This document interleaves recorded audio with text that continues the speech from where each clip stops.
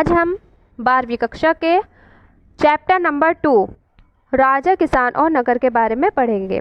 इसमें हम आरंभिक राज्य और अर्थव्यवस्थाओं के बारे में जानेंगे। इसका जो समय काल है वो लगभग 6ठी शताब्दी ईसा पूर्व से 6ठी शताब्दी ईसवी है, जिसके बारे में हम पढ़ेंगे।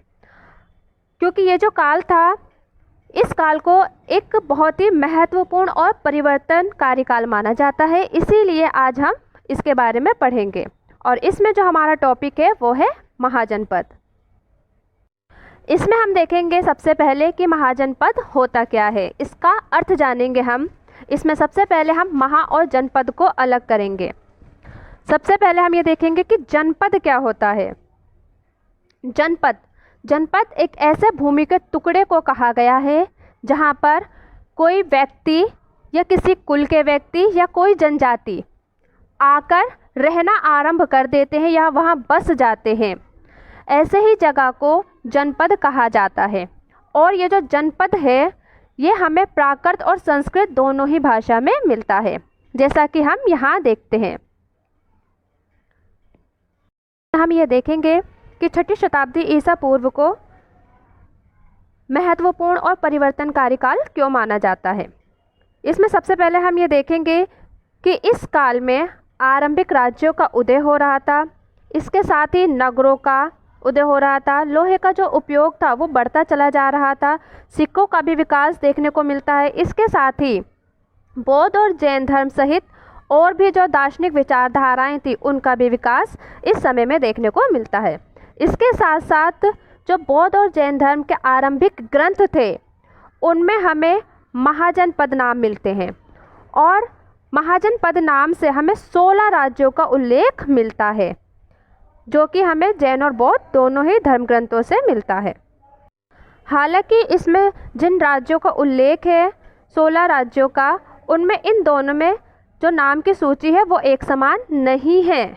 लेकिन कुछ नाम जैसे वज्जी, मगध, कौशल, कुरु, पांचाल, गांधार और अवंती, ये 7 नाम ऐसे हैं जो कि दोनों ही धर्म ग्रंथों यानी बौद्ध और जैन दोनों ही धर्म ग्रंथों में हमें देखने को मिलते हैं।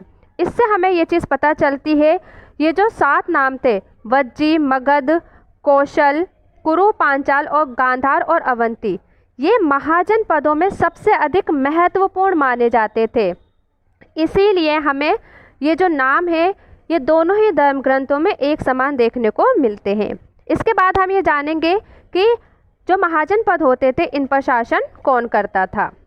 इन पर जो शासन किया जाता था वो राजा के द्वारा किया जाता था, यानी इन महाजनपदों पर राजा का शासन होता था।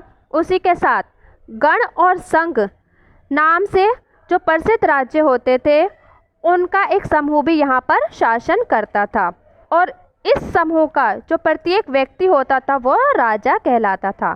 यानी गण और संघ, ये जो दोनों समूह होते थे, इनके जो व्यक्ति होते थे ये भी राजा कहलाते थे। और इनकी एक महत्वपूर्ण चीज़ ये है कि भगवान महावीर और भगवान बुद्ध, ये दोनों व्यक्ति जो थे ये दोनों भी इसी तरह के गणों से संबंध रखते थे। इसके साथ ही हम ये देखेंगे जो वज्जी संघ था, जिसके बारे में हमने अभी पढ़ा था, वज्जी राज्य या वज्जी संघ, इसकी तरह और भी जो अनेक संघ या राज्य थे वो आर्थिक स्रोतों पर अपना नियंत्रण जो था वो रखते थे। अब हम ये देखेंगे कि इनकी विशेषताएं क्या थी, महाजनपदों की विशेषताएं क्या थी। महाजनपद की सबसे पहली विशेषता तो ये थी कि महाजनपद के अंदर एक राजधानी होती थी जिसे किले से घेरा जाता था। यानी जो राजधानी थी इसके चारों ओर किलेबंदी की जाती थी और उसका रखरखाव किया जाता था। लेकिन इसके रखरखाव के लिए बहुत अधिक खर्चा होता था, क्योंकि इसकी देखभाल और सुरक्षा के लिए बहुत अधिक सेना और नौकरशाही की भी ज़रूरत होती थी। उसके लिए यहाँ के जो राजा होते थे उनको बहुत बड़े स्तर पर आर्थिक स्रोतों की आवश्यकता होती थी। और उन आर्थिक स्रोतों की आवश्यकता को पूरा करने के लिए यहाँ से जो राजा होते थे वो किसानों और व्यापारियों से, इसके अलावा शिल्पकारों से भी भेंट को वसूला करते थे। इसके अलावा जो पड़ोसी राज्य होते थे उन पर ये आक्रमण भी किया करते थे, यानी आक्रमण के माध्यम से उन राज्यों से धन को लूटा करते थे।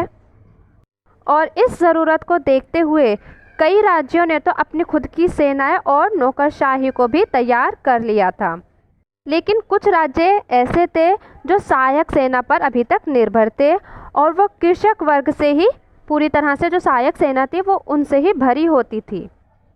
इसके अलावा इस शताब्दी की एक और चीज़ हम देखेंगे, लगभग 6ठी शताब्दी ईसा पूर्व में ही ब्राह्मणों ने बहुत सारे धर्मशास्त्र नामक ग्रंथों की भी रचना की थी। अब हम यहाँ मैप में कुछ महत्वपूर्ण महाजनपदों के नाम देखेंगे, जैसे कुरु, पांचाल, मल, वज्जी, बगध, काशी, कौशल। ये कुछ महत्वपूर्ण संघ थे या राज्य।